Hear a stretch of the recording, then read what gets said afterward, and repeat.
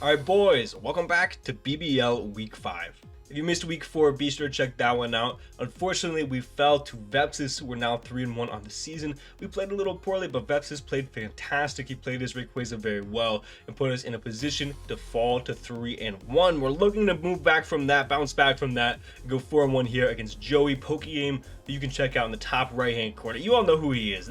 There's no point in me even saying that, but if you don't know who he is for some reason, check him out in the top right-hand corner. We played Joey once before in BBR way back in the day, about 2 years ago, and we won. We brought Adrenaline Orb, try saying that fast, man, that's tough. Adrenaline Orb Chien-Pao with Swords Dance and Acrobatics for the Tauros Paldea Aqua, I think. We won. We got a little bit lucky in it. He had Terra Spathra, which was pretty spooky, but we got a crit on it or something. So I want to win this time without hacks. I think that's my main goal here, to win with skill and with playing a little better. Obviously, that's how you win the game, right? But I don't want to get hacks. I don't want to get hacks, basically. As always, shout out to Wagon and shout out to Obo for helping me with this build this week. Wagon, of course, really helped me fine-tune this build. I actually didn't do as many mocks as I normally do for this build, which is a little weird because from the outside looking in, you're like, wow, this is the matchup that you really should lock in and do as many mocks as possible. But I actually feel like I over-mocked last week against Vepsis, and that made me, I don't know, like kind of feel like I had to do certain plays in certain situations, like hard rim on the Rayquaza. It made me feel like I kind of locked into that. That was also due to me thinking way faster than I should have. I definitely should have been taking more times per turn, but I feel like I over-mocked last week, so I tried to tone it down a little bit this week. I think I did 4 or 5 mocks this week, which is way less than I've been doing. So, but I feel adequately prepared. I feel like the first draft of a team that I had did very well right out the gate, which this is like the first time that's happened all season. Very few minor changes have happened. Yeah, I think it was just a couple of items and a couple of moves. I don't think any Pokemon really changed. So I'm really happy with the team this week, guys. This is me yapping. If you're new to this team builder stuff, my name's John Jr. and I like to talk about the teams that I built. So thank you guys so much for tuning in. If you are new, be sure to hit that subscribe button and help me to my goal of 3,000 subs by the end of the year. It would mean the absolute world to me. So if you're new here, what I'd like to do is I like to talk about my team, what mons do well, his team, what mons do well, what 6 I think he's going to be bringing, and then I'm going to talk about the actual team that we are bringing. So Joey's team, let's go ahead and talk about it. His team is Mewtwo, Tarazarud, Enamorus, Gliscor, Iron Crown, Primarina, Gouging Fire, Smeargle, Avalugg, and Vileplume. And if you're not familiar with our team, it should be on the screen for you right now. The main thing that I noticed whenever we loaded up this builder initially is that Iron Boulder does fantastic. There's very few Iron Boulder sets that do poor here. We could be Booster Speed Swords Dance, we could be Banded, we could be Lead Booster Attack, Lead Sash. There's a whole lot of different options for Iron Boulder in this matchup, and not even that. This is our Terra Captain, so there's a lot of actual Terra types that do very well here. Rock is very unresisted. Stellar gives us a lot of options here. Ground gives us some way to hit the potentially Terra Steel Zarude as well as the Iron Crown, and even can hit the Gouging Fire. We could be Terra Rock for that though.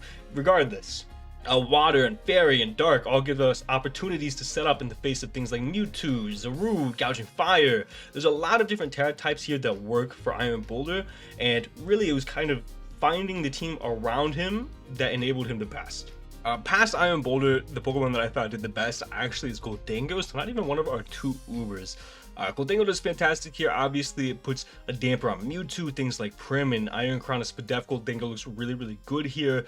We can even take a hit from the Zarude if we're Colbur, and Colbur doesn't even look that bad here. Or we can go Akka and do something like Thunder Wave on the Gouging Fire. There's and we help with Enamorus, obviously. So there's a ton of different ways Gholdengo is very useful and viable here. Even offensive sets like Spect, like we saw last week, how much damage it did to Vepsis, can get in very advantageous positions in this matchup as well. Scarf is definitely an option as well to outspeed Mewtwo, Enamorus, Zarude, Iron Crown, everything, outspeed everything. So there are a lot of different options for Gholdengo as well. Past that, we have, let's just start from the top. We have Ho-Oh. Ho-Oh is really nice here. A lot of his Pokemon do get really good coverage for me, but I can take hits from the Primarina. I completely shut down the Enamorus. It doesn't get electric coverage, it doesn't get water coverage, and it doesn't get rock coverage. So it actually completely shuts down the Enamorus, which is awesome. It shuts down, for the most part, the Iron Crown. A Spec Psyshock variant could be a little problematic, but we have Gholdengo for that, so that's no big deal.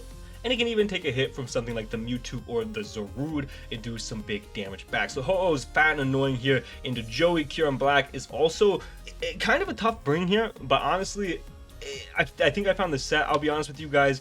I bounced around a couple of different ideas. DD Power Freeze Shock was an option, but the set I ultimately decided on because he has a great check that we'll talk about a little bit later in Avalug, as well as Iron Crown, which takes hits pretty well from this KYUREM Black. Special KYUREM Black is just the way in this matchup. There's not very many good pivots into a special KYUREM Black. Even Primarina doesn't love switching in to Freeze Dry. Stabs with Freeze Dry plus Earth Power. It's very free in this matchup. It's just kind of a matter of finding what set does the best with that in mind. We have Grimmsnarl, and Grimmsnarl actually hard checks the Mewtwo. I think the only way that it gets to hit us is Poison Jab. It doesn't get Flash Cannon, D-Gleam, anything like that. So Grimmsnarl is actually a very adequate check to Mewtwo. So having Grim on the team in general immediately puts us at an advantage into his Uber, which is fantastic. And I'll be honest, Grimmsnarl is going to come for this situation. There were a few variants of a build that I didn't have Grimmsnarl, but they didn't function quite as well as the ones with Grimmsnarl. So obviously we have a couple of different options. I bounced around a bulk up, mono bulk up Rest Talk dark move set for a very long time. It did really well, but that was with a team that I specifically made tailor-made. What am I making shoes or something?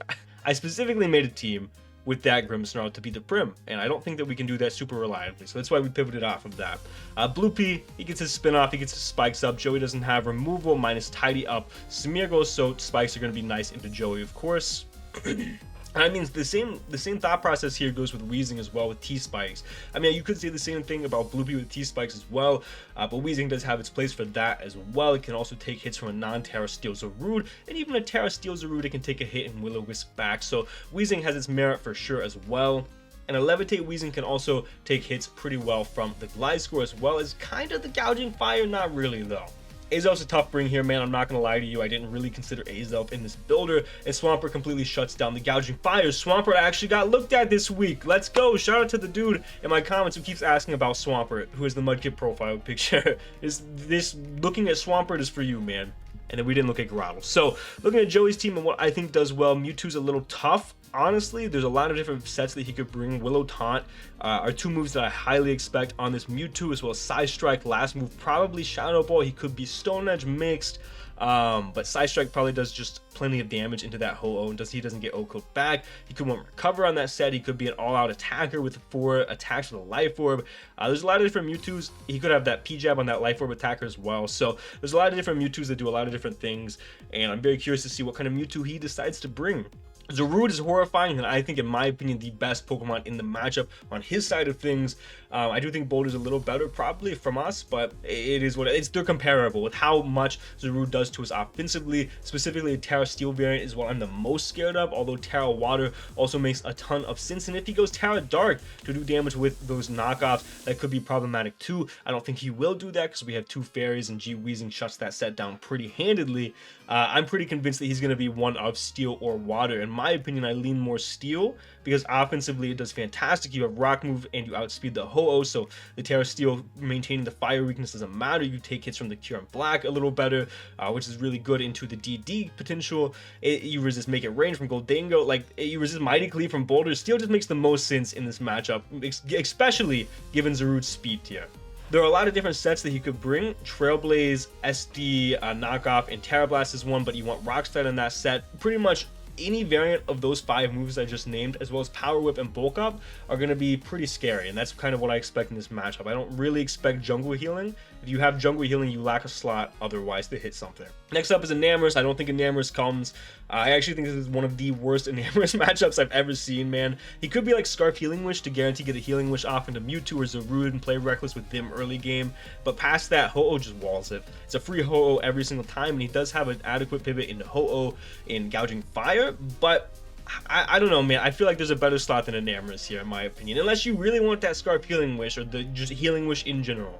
Gliscor is a tough bring, but it is possible to bring it just because rocks are pretty good into me. Obviously, with Ho-Oh, KYUREM Black, it really depends on if he values rocks or not. It's going to be like rocks, U-Turn, Taunt, Earthquake, or Bulldoze. I don't really see any variation there for that Gliscor.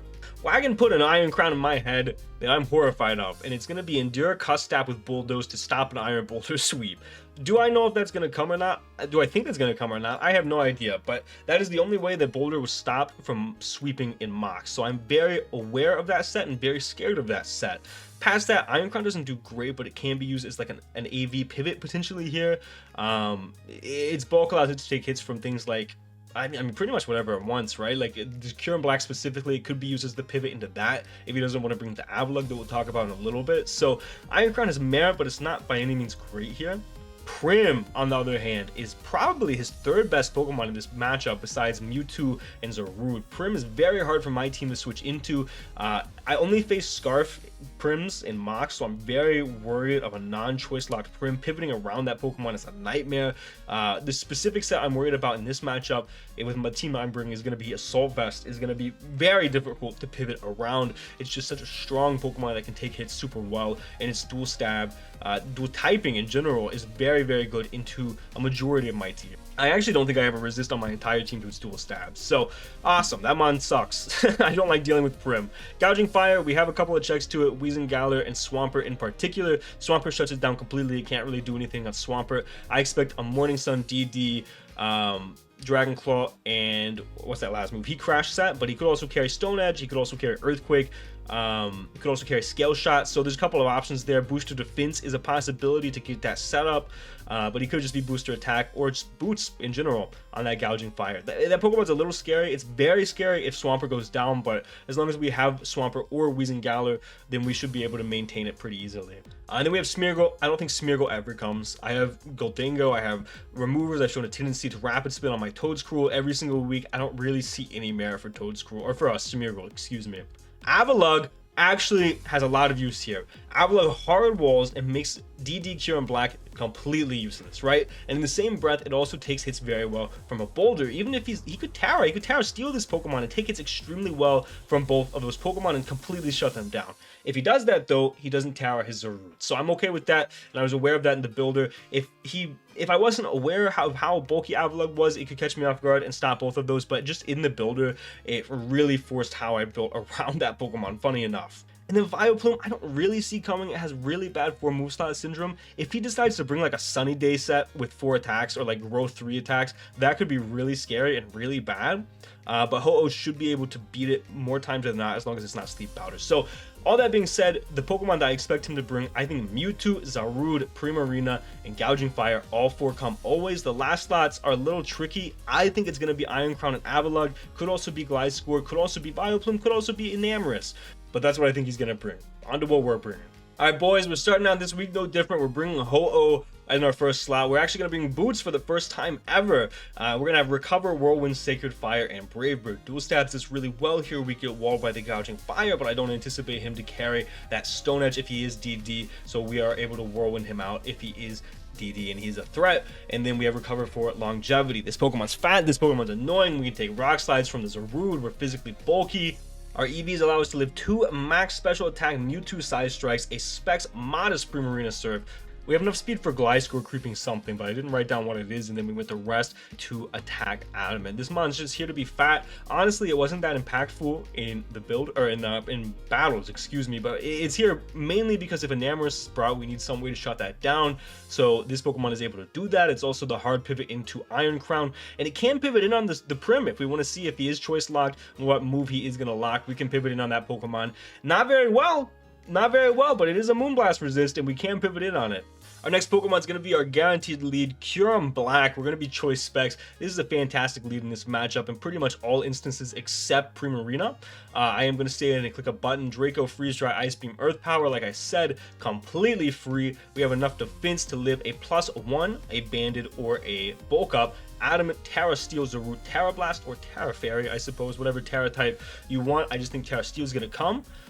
We have enough speed to outspeed the Gouging Fire, and then we went the rest into special attack. This mon's a great lead because shout out to Wagon Fruit for talking me down. I almost debated leading Grimmsnarl and switching last second what my lead was going to be. However, if we lead KYUREM Black into the Smeargle, he should respect us having Icicle Spear, so he should switch out. He should respect us having Scale Shot, even on a potential special set, so he should switch out. So KYUREM Black is pretty much always a fantastic lead.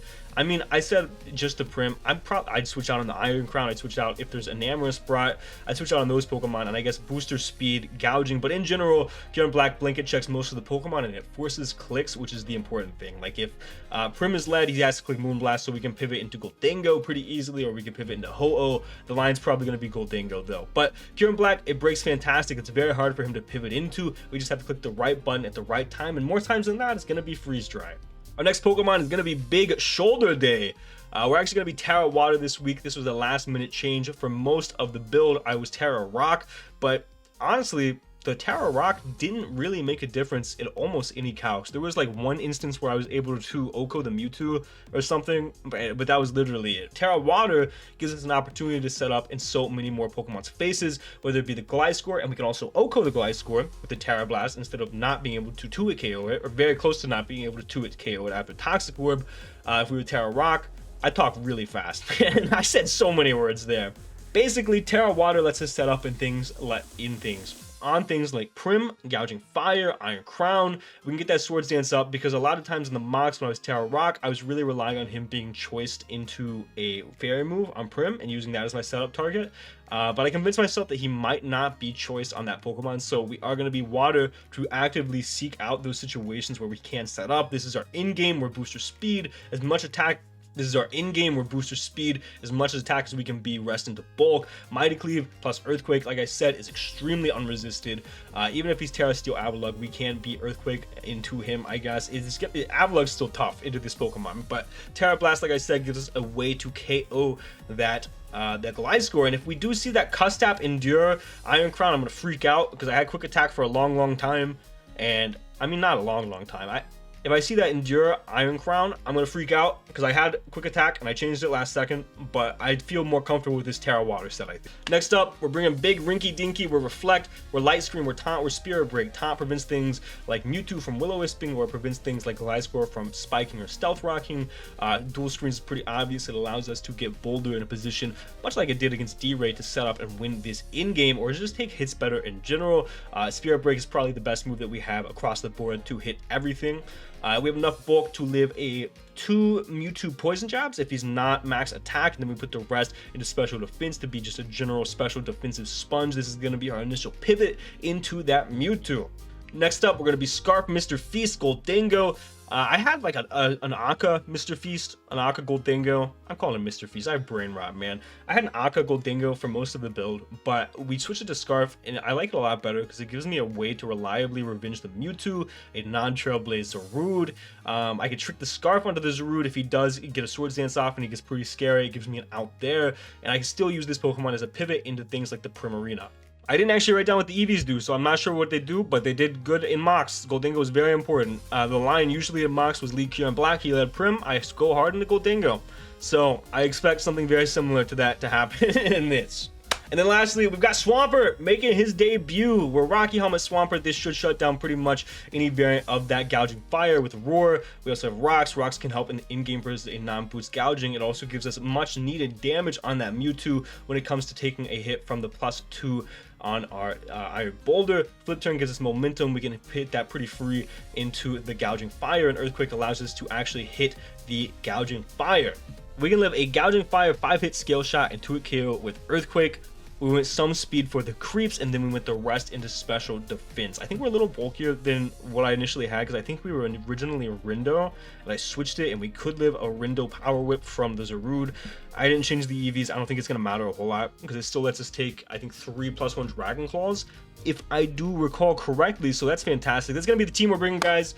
There's not a whole lot to talk about with the build. I think it's pretty straightforward. It's very similar to the D-Ray build, in which we're going to get into a position to try to win with Boulder, and that's pretty hard for him to avoid. If he has Big Lug, we're going to have to play around that accordingly. If he surprises us with a different tower on Zarude, we're going to have to play that around that accordingly. All of my mocks, I did, like I said, 4 or 5 mocks, were 1 or 2 O's, every single one. Very close, very hard fought games, and they all came down to the wire. Again, I didn't practice any with the Tera Water on Boulder, so I'm hoping that makes some amount of a difference. It gives me a better position to potentially set up and win this game. But yeah, man, I think that's gonna be it for the team builder. That's gonna be the team for Joey. Let me know what you thought down below. Let me know if there's something different you would have brought, man. And hey, if you watched this far, let me know some titles for some future team builders, man, because I have run out of ideas. What's this one gonna be? Building for Joey Pokeaim, maybe, or probably Specs KYUREM Black. Yeah, I think it's gonna be Specs KYUREM Black. I don't know. You guys give me some suggestions for future ones down below. But hey, I'm done talking. I'm gonna give you back some time. Thank you guys so much for watching. And for now, guys, this has been John Jr. signing off.